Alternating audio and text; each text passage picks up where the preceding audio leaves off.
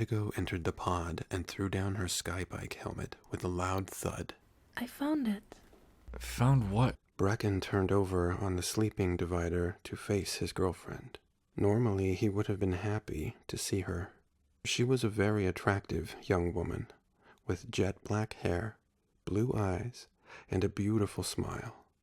However, today he was in a bad mood. Jeez, can't you be a little less noisy when you get home? You know I've been scouting all night. The rebel leader had been sleeping soundly when Indigo returned home, and his scratchy mood was no better for being woken up so abruptly. I was just about to tell you. I found out some information that might help you to locate your sister. But if you don't want to hear it, that's fine by me. What? Are you kidding me?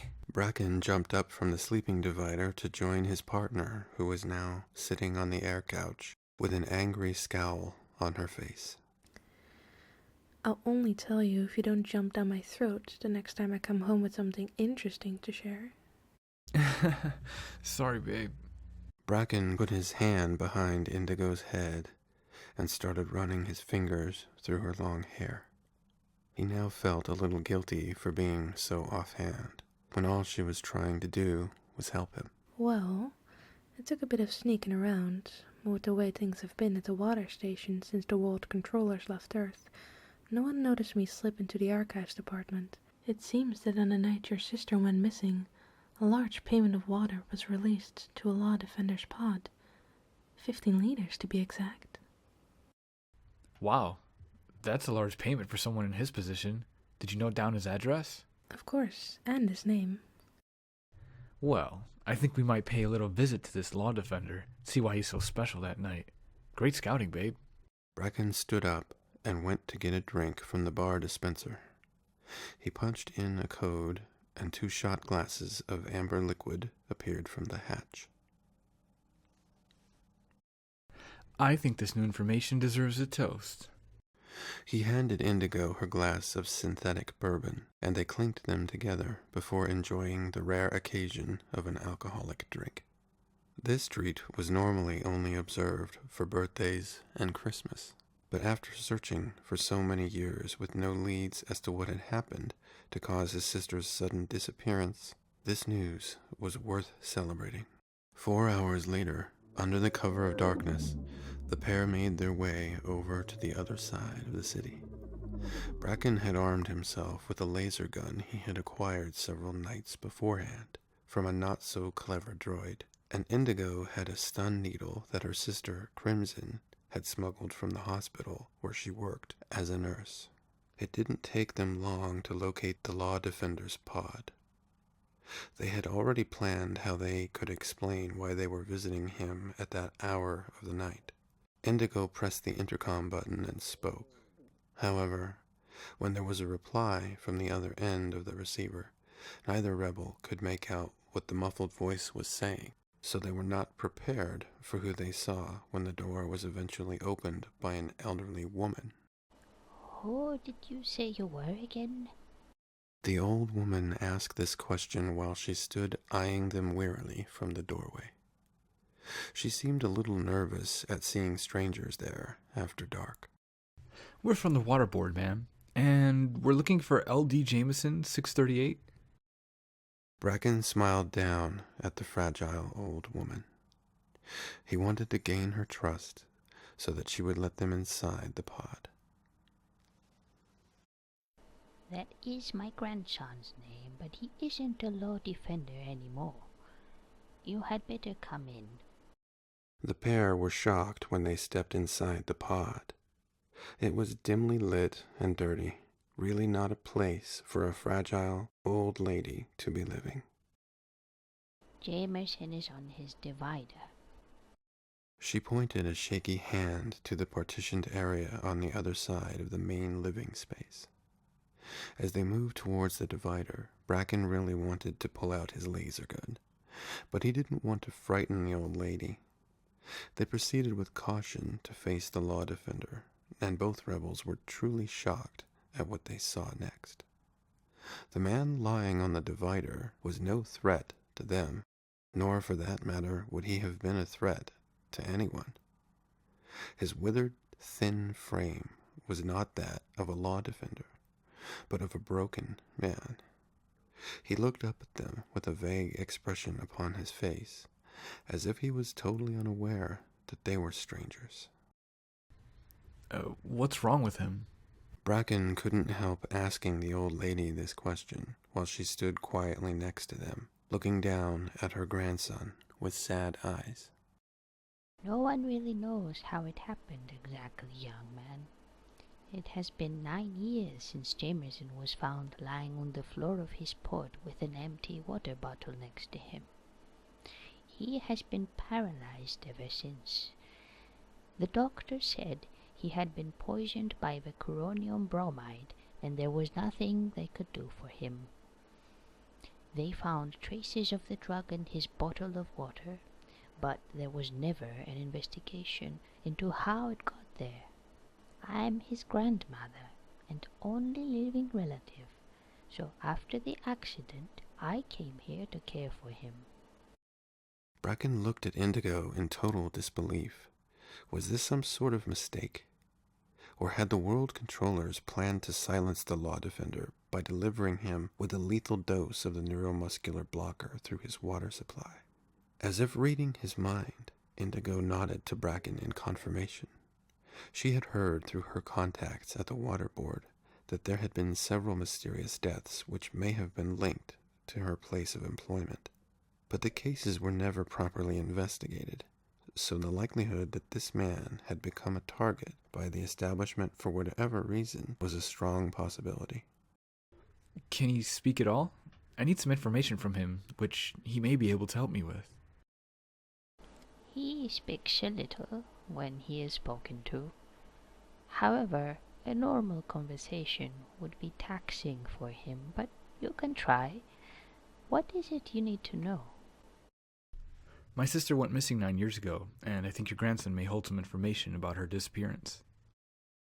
Bracken thought it safe enough to confide in the old woman. She seemed quite harmless and willing to help. Jameson's grandmother looked down at her grandson with sad eyes before replying. I see. Well, before his accident, Jameson never really talked about his job as a law defender, nor did I never ask him about his position. I think that he has regrets about his former employment because some nights he has nightmares and cries out in his sleep. I'll leave you to talk to him, but please do not upset him because he is very hard to settle again when he gets distressed.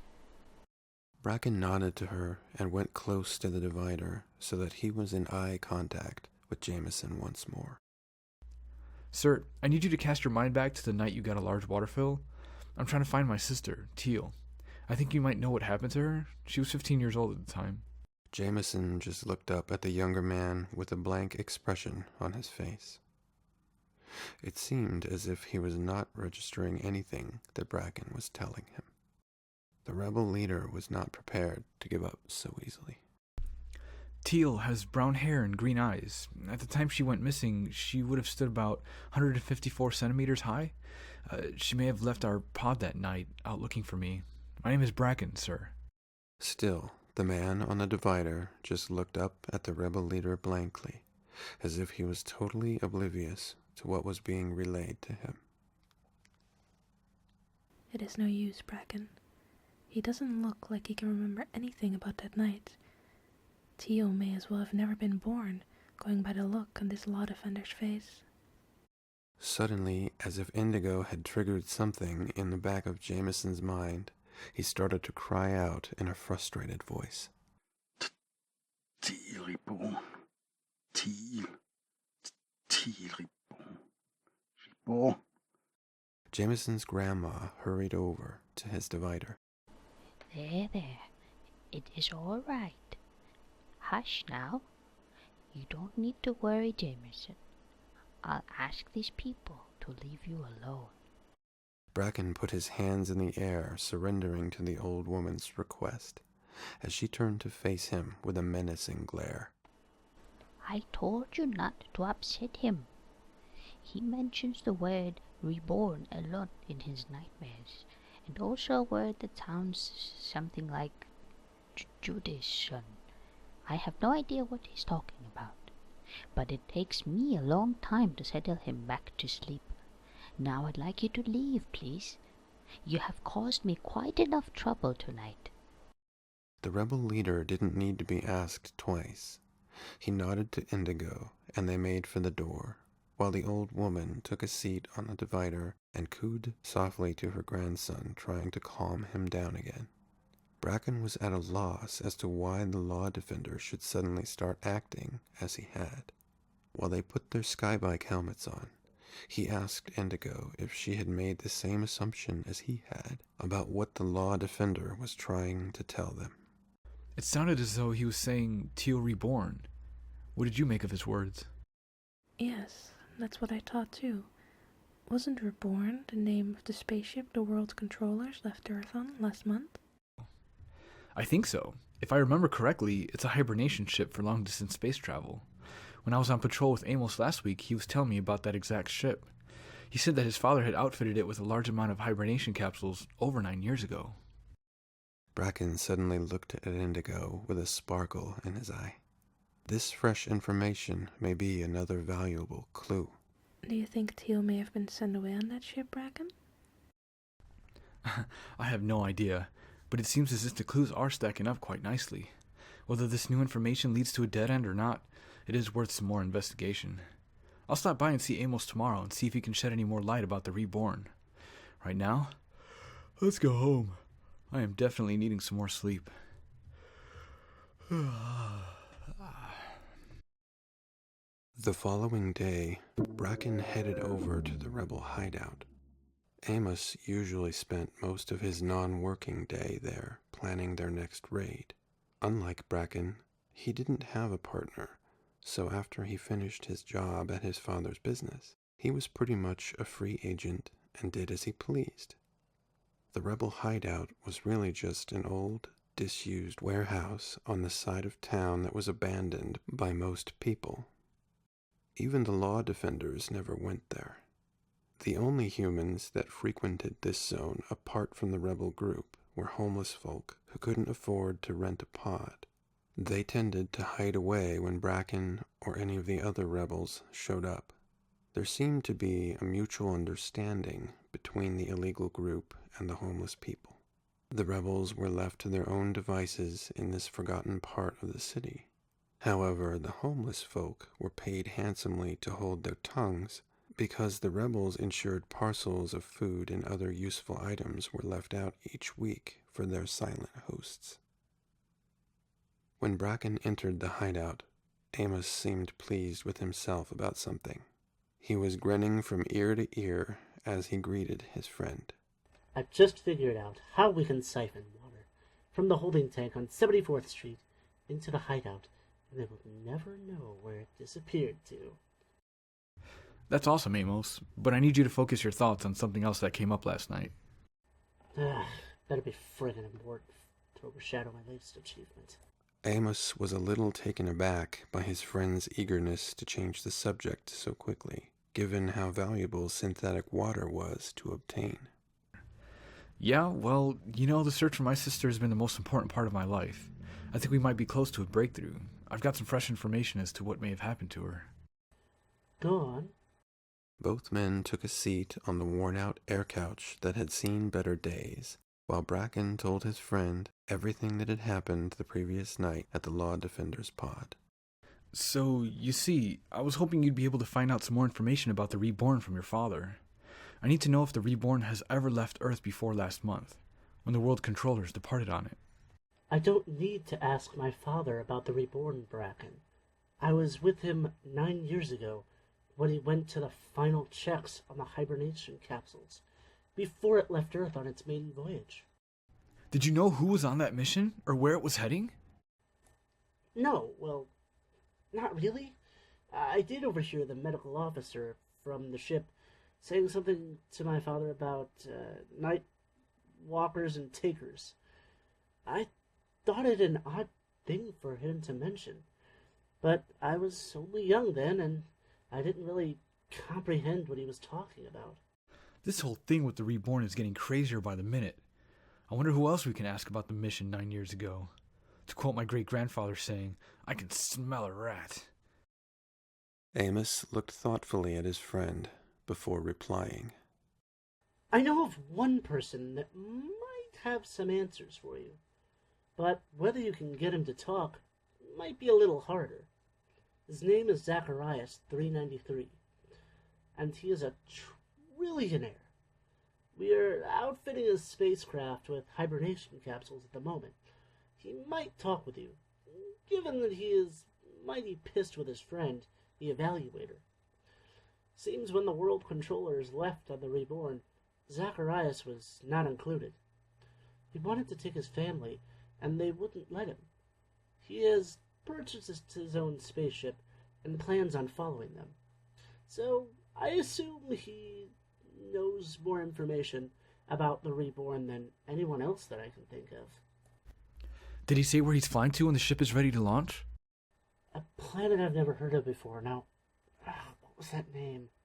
There was total silence in the room as Bracken waited eagerly for his friend's reply. From memory, I think he called it Judason. Jeez, that sounded like the name the Law Defender's grandmother was saying he kept repeating all the time. I really think we're onto something here. How do I go about meeting this rich dude? 2 days later, Bracken accompanied Amos as they entered the compound where Zacharias' spaceship was kept. Although it was commonplace to see smaller spacecraft flying throughout the city, this was the largest ship Bracken had seen from a close range. Amos told his friend that this ship was only 1/10 of the size of Reborn, but it had cost the Tycoon plenty to purchase it. This spacecraft can only house 25 hibernation capsules. If memory services me right, the Reborn have close to 250 capsules. My father spent over a year helping outfit the Reborn. It was quite an exercise, that's for sure. It seems like a whole lot of people to move in one shipment. Let's hope Zacharias can shed some light as to why they were moving such a large contingent of people on a mission. At first, when Bracken left Amos to his work and went to speak with Zacharias, he didn't think the Tycoon would talk to him. However, as soon as the young rebel leader mentioned Judason, Zacharias seemed happy to open up about his mission. That darn lousy 2-bit friend of mine shat on me big time. The Evaluator said if I helped him fund their voyage to Judason, I could join him and the world controllers. He was nothing but a liar. As soon as I said I was taking my family too, they left a day earlier than our scheduled departure. Hence why I'm readying this ship now. Why Judason, sir? Because they've already colonized that planet. The city's been built and everything has been made ready for them to move right in. How was the city built? You ask a lot of questions for a young man. Get to your point, son, because I ain't got time to play games. Zacharias looked Bracken up and down with a hint of suspicion in his eyes.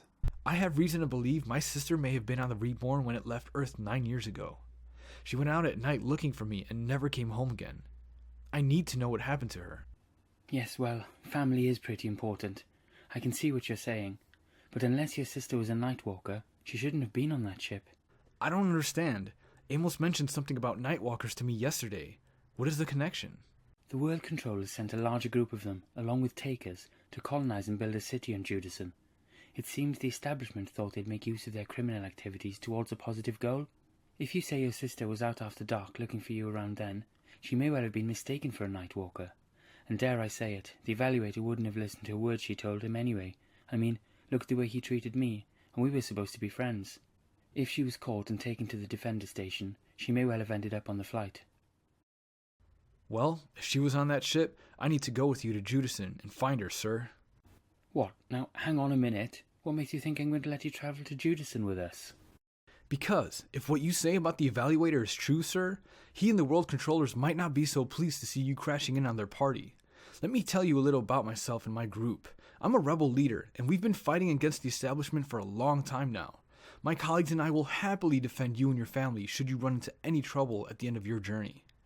I gather, going by recent events, you would not be in such a hurry to leave Earth if you didn't have a good reason to. We have nothing to lose by joining your mission, or should I say, evacuation. Isn't that why you're leaving Earth? It's dying. This is why the world controllers have fled and left the rest of us to perish. If we stay here, we die. If we come with you, we may still die, but at least we have a fighting chance to live. I like you, Bracken. You're smart beyond your years and don't hold back from calling the shots as you see fit.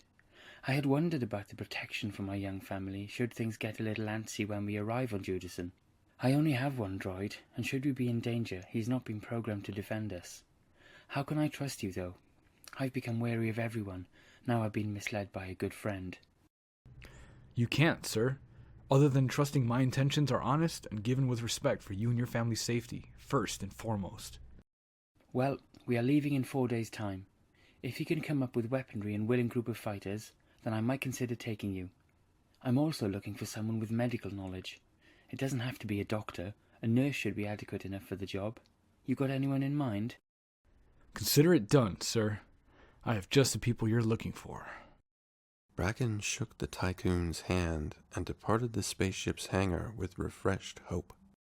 He now had to relay the information to the other rebels and hope that they were willing to join him. He knew he wouldn't have a problem getting Indigo's support, but it might take a little convincing to get Crimson to join their mission as their medical personnel. That night, at the rebel hideout, everyone seemed most vocal about the mission when it was revealed to the group. There were several rebels that wanted no part of the plan. For whatever reason, they thought they would take a chance that the stories about Earth dying were not true. Bracken wasn't going to argue with them. If they were not prepared to fight, there was no use taking them anyway. Surprisingly, Crimson seemed very supportive of the idea. She was fed up with the senior nurse in her department, and given that her sister was on the mission, and with no family to speak of, she was more than willing to leave Earth behind. Amos had already told his father he was leaving, and his father seemed very supportive of his son. He added that once he was able to, he and Amos's mother would get on another ship to join them on Judason at a later date, should one become available. After the meeting, 14 of the members had chosen to join Bracken on their mission. The rebels also planned on breaking into an arms warehouse the next evening to equip themselves with the laser guns they'd need to take with them.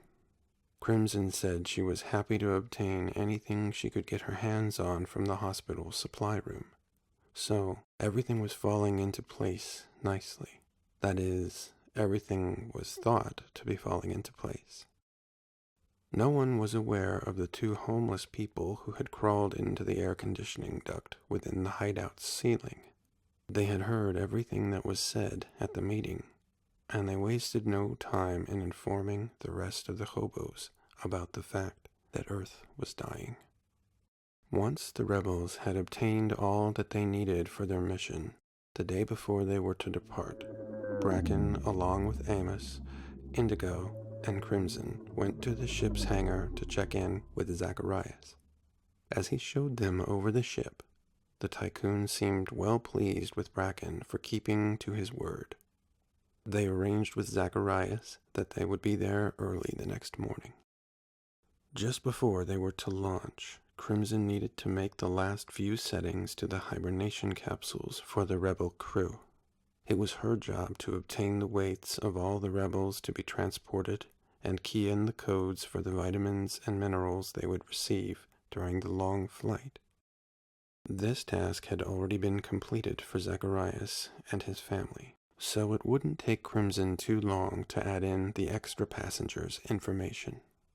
Apart from the job you have to finalize tomorrow morning, Crimson, everything else has been put into place for us to launch at 1100 hours. How did you manage to obtain the coordinates for the flight to Judason, sir? Money talks, son.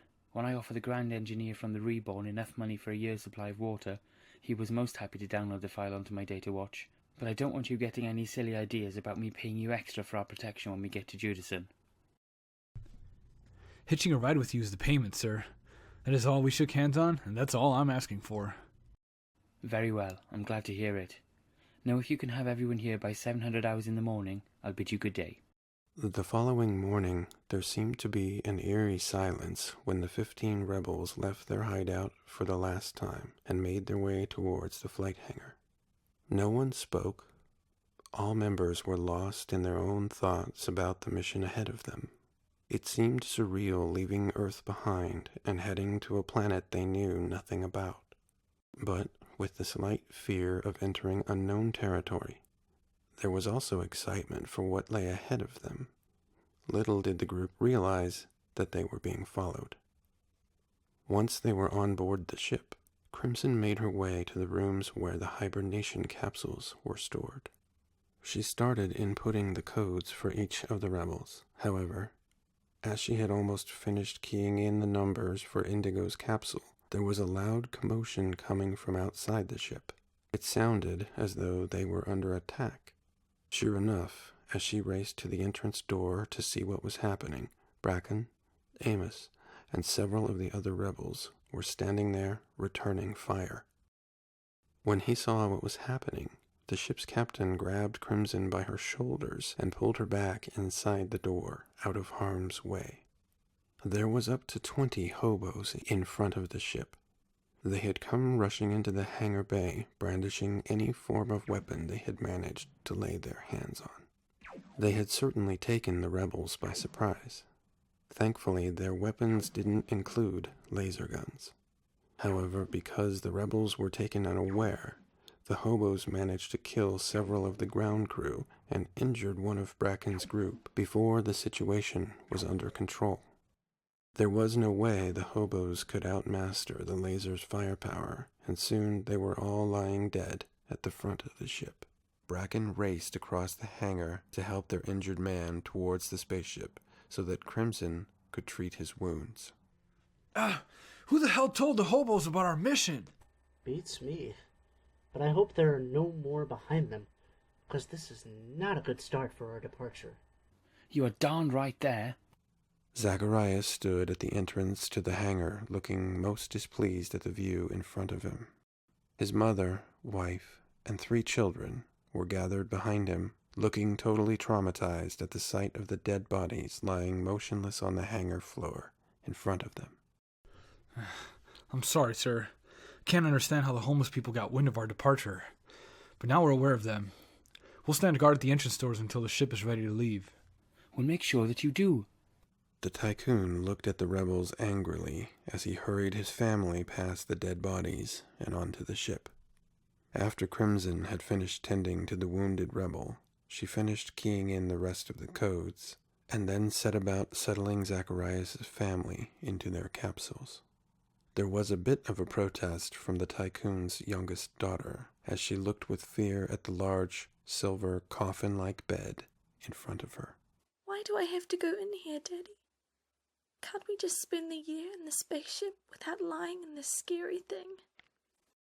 Zacharias' daughter looked up at her father with pleading eyes in the hope he would change his mind about their travel plans. It is okay, sweetheart. We're all going to sleep at the same time. That way, when we arrive at our new home, we'll be nice and refreshed from our long sleep. The young girl didn't look convinced at what her father was saying, but she did as he had instructed, and soon she was asleep in her capsule. Thankfully, no more homeless folk showed up at the hangar bay, and at 1100 hours sharp, the ceiling of the hangar was opened by the remaining ground crew, so that the spacecraft could slowly rise upwards. As the ship departed Earth's atmosphere, the rest of the passengers and crew got ready to go into hibernation. The captain set in the coordinates and left the droid to launch them into hyperspace once he and then Crimson were safely settled into their hibernation capsules. 21 light years away, the colony on Judason was doing very well after the defeat of the world controllers. Once the initial battle was over and the colony had buried their own dead, they went back to the valley and did the same for the fatalities of the reborn. The colony members then set about clearing away the wreckage of the spaceship so that the valley could be returned to the way it was before the battle. The only thing that remained there was a memorial plaque which was erected above the burial site for the reborn crew and passengers. It read, 234 crew and passengers of the Reborn, 27 June 2098. Here lies the tortured souls who put themselves above all others. May their arrogance be a reminder to us all to live in peace and care for one another. After the day the plaque was erected, none of the adults went into the valley anymore. However, the older colony children liked to run down the grassy meadow and play upon the sandy beach. Two of these children were none other than Neon and Teal's oldest son and daughter, Thorn and Willow. Much like his father, Thorn was looked upon as a leader by the rest of the colony children. They always sought his protection if they were scared. So, when a spaceship suddenly appeared in the valley and landed on the grass before them, they all ran to Thorn in fear.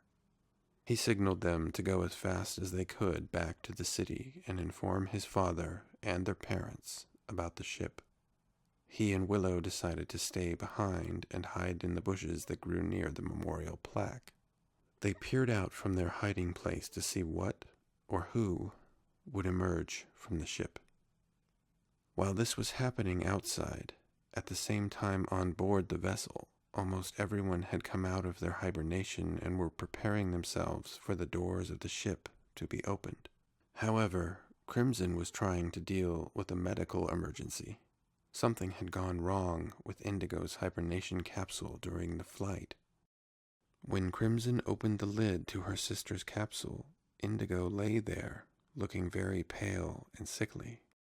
She was too weak to even stand up, and she had obvious bruising over her body.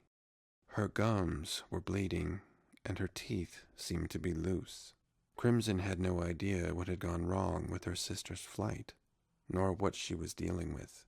She had never seen such signs and symptoms like this in the years she had worked at the hospital. Bracken came into the room and looked down at Indigo with shock upon his face. What's happened to her? I have no idea what we're dealing with, Bracken. Do you think there'll be a doctor in Judason? Crimson looked at Bracken with a concerned expression. She was at a total loss as to what she could do to help her sister. Well, I guess we're about to find out. I don't know what the reception's going to be like when they discover we've arrived. I'll go and round up the other rebels and we'll scout the area, see if we can get Indigo some help. Bracken informed Zacharias to stay on the ship with his family, while he and the other rebels surveyed the area to check it was safe. He then had the group arm themselves with laser guns, and they cautiously opened the door to the spaceship. All the group were shocked and surprised at the view in front of them. Never had they seen green grass growing in an open valley like this, nor ever seen an expanse of ocean that lay beyond it. However, they were also on their guard as they advanced forward with caution. The group stopped at the plaque, and Amos was the first to speak after reading the inscription. I don't understand what this means. Well, looks as though the arrival of the world controllers wasn't met with open arms. Either that or the ship crashed while landing. We need to be on our guard, because we have no idea what the reception will be from the Nightwalkers and Takers who have colonized this planet. No sooner had he said this than they heard a rustling in the bushes nearby. The group pointed their weapons in the direction the sound had come from. Show yourself with your hands in the air, or I'll shoot you where you are. Thorn and Willow stood up slowly so that the rebels could see them clearly. They're children? Walk over to us with your hands in the air. The pair did as they were told and stood looking at the rebels with fear in their eyes. Don't be afraid. My name is Bracken, and we mean you no harm. However, until we know more about you, we need to be wary. What are your names? Thorn, sir. And this is my sister Willow. Where are your parents? The children looked at each other, unsure if they should divulge any more information to the strangers. But they were scared as to what would happen to them if they didn't answer the man. At the city? Thorn, I need you to take us to your city. Is there a doctor there? We need a doctor to come to our ship urgently because one of our passengers is very sick. My father's the doctor, sir. Oh, thank goodness. Please, can you take me to him? However, there was no need to do so, because a moment later, Neon, along with a contingent of colony men, turned up heavily armed and ready to fight. For a moment, there was a very tense standoff between the two parties. However, Neon did not want his children to be in the crossfire, so he had his men hold back until they had at least spoken to the newcomers. Who are you, and where have you come from? We are from Earth, sir. My name is Bracken, and my group came here with a gentleman by the name of Zacharias and his family. They were left behind when the Reborn last departed. They're good people, sir, and have come to find a new life with you in the colony. And I'm here in the hope of finding my sister, who I have reason to believe was sent here over 10 years ago. Her name is Teal 3463. Have you heard of her? There was a slight chuckle from a couple of the colony men, but as soon as Neon turned to face them, they stopped immediately. Well, if you mean it's no harm, as you say, let my children return to me now. As Neon said this, he looked over at Thorn and Willow, who were both standing there quietly next to the rebels. They were unsure as to what they should do while the men exchanged words. Bracken quickly signaled the children to return to their father. Are you the doctor? Neon looked a little surprised at this remark, and he peered down at his children questioningly as to how Bracken had learned so much about him in such a short time. Yes, I am a doctor. We need you to come to the ship, please, sir. My partner didn't take well from her hibernation. Her sister is a nurse and attending her at the moment, but she asked that I find a doctor because she doesn't know what's wrong with her. Well, as long as you are happy for my men to accompany us on board the ship, I do not have a problem checking over your patient. Bracken nodded in confirmation. Neon quickly instructed the children to return to the city before he and the others walked towards the ship, with their laser guns still poised at the ready should they be needed. The rebel leader quickly introduced Neon to Zacharias before taking the group to the hibernation room. The other colony men stood guard outside the door, while Neon followed Bracken inside. Although Crimson had no idea who the man was with Bracken, she seemed relieved at the sight of them. There has been no change in Indigo's condition. Crimson, this is Neon. He's the colony's doctor. Neon acknowledged Crimson with a nod as he walked forward to examine the patient. Indigo looked up at him weakly while he took a laser scanner out of his pocket and switched it on. He then ran the scanner over her entire body. Once this was done, Neon placed a connecting pin from the scanner into the side of his data watch. That is odd, but according to the calculations in the scanner and the information on my data watch, it appears that your sister is suffering from scurvy. Scurvy? I've never heard of it. No, you probably wouldn't have. The disease has not been around for centuries. It is caused by a lack of vitamin C. Have you checked the programming of supplements for your sister's hibernation capsule yet? I keep the codes for the capsule myself, but I haven't rechecked it since we landed. Neon went over to the control panel for the hibernation capsule and pressed on the keypad. Sure enough, he quickly picked up that the patient had not received the correct dosage of vitamin C for the length of the voyage. When he informed Crimson of the error, she broke into tears. I must have been distracted by the fighting outside of the ship before we left. That was the time I was programming the codes into Indigo's capsule. Is she gonna die? No, she will be fine. Now we know what condition she is suffering from. It will take time for her body to compensate after the vitamin imbalance. Please calm yourself and show me where you keep your drug supplies so we can administer a dose of vitamin C to your patient. Neon walked over and put his hand on Crimson's shoulder to reassure her. Once she had regained her composure, she showed him to the drugs cabinet. He took the appropriate medical supplies from the stores and administered a shot of vitamin C into Indigo. Neon then asked Crimson to set up IV infusion of fluids and pain relief. When he had finished treating their patient, Neon turned to Bracken and told him he'd like to speak with Zacharias. The other colony men followed behind them as Bracken took Neon to the spaceship's lounge. When Zacharias' children saw the men holding up their laser guns, they were afraid and went to hide behind their mother. After seeing the incident with the hobos before they left Earth, the children were scared of seeing strangers with weapons. Neon quickly signaled for the men to put their guns away. He had pretty well decided that the people on board the spaceship were of no threat, and the last thing he wanted to do was scare little children. He then asked Zacharias if they could have a private meeting away from the rest of his family. Once they were led to another room, Neon began to question the Tycoon. Bracken has informed me that you were meant to have arrived at Judason on the Reborn several months ago, sir. I find this information rather disturbing. Therefore, I need you to tell me what your connection is to the World Controllers, and why did your plans change from taking that voyage?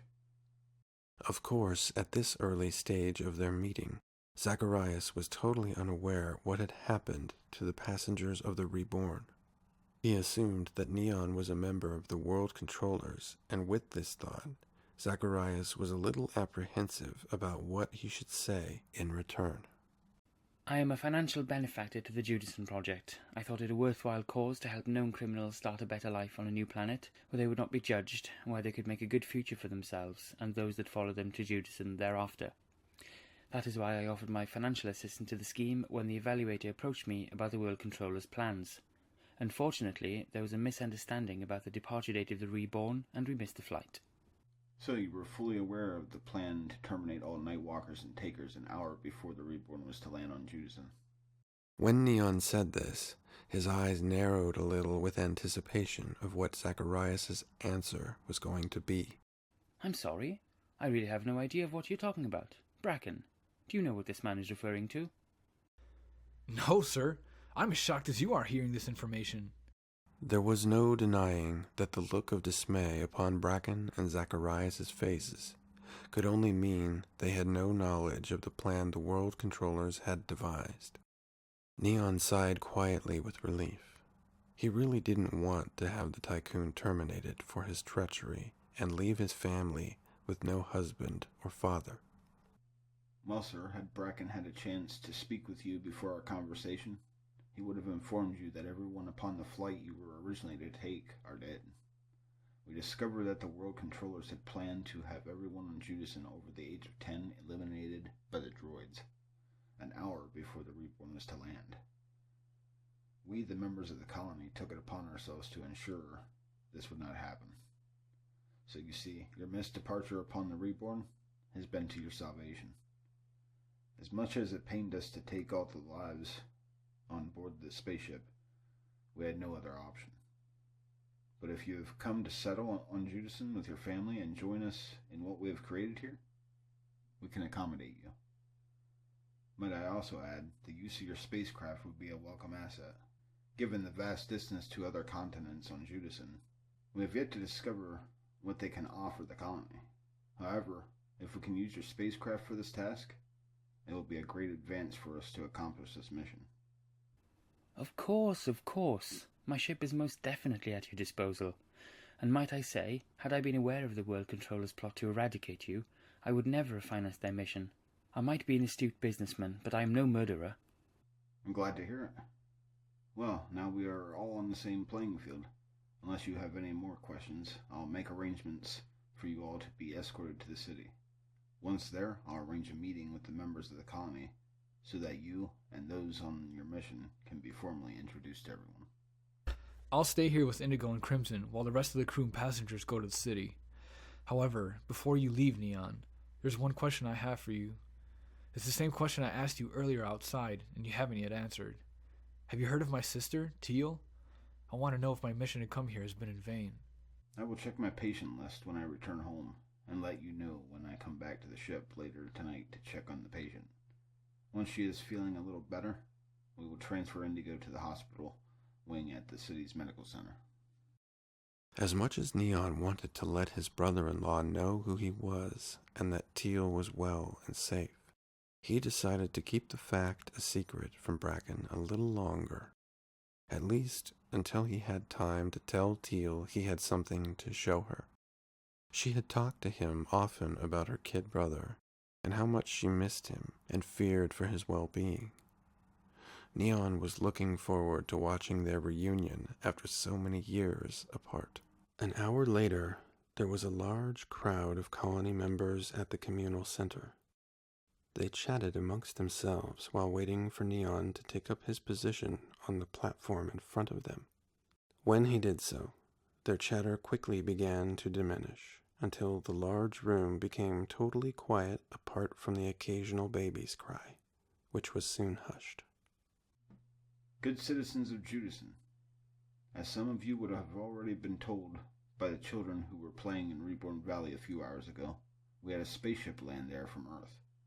I have been to speak with those on board this ship, and I'm satisfied that they have come to Judason with only the best of intentions.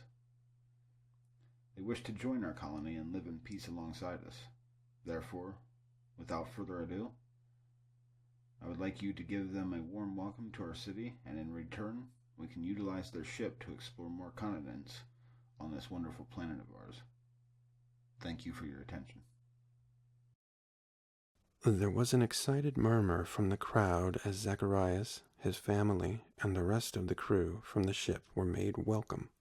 Once the formalities were over, Neon asked Noah, one of the colony leaders, if he would show the new members around some of the city, and more importantly, to the vacant pods which had been initially built to accommodate the world controllers. He would have managed this task himself, but he wanted to return to the ship and check on his new patient. Neon asked Teal to join him on his visit. He used the excuse that she would be of comfort to the sick young woman. The 2 crescent moons of Judason shone down on the couple as they sat upon a skybike heading towards Reborn Valley. It was the first time in ages that Teal had been able to spend time alone with her partner. With a community to take charge of and 6 children to care for, the couple were kept very busy. Teal relished every moment of having Neon to herself while they flew silently through the partially moonlit sky. Her mind cast back to the first day she had laid eyes on Neon when she woke from her hibernation on arriving at Judason. So much had happened in the past 10 years, the memory almost seemed a blur now. It didn't take them long to pull up next to the spaceship.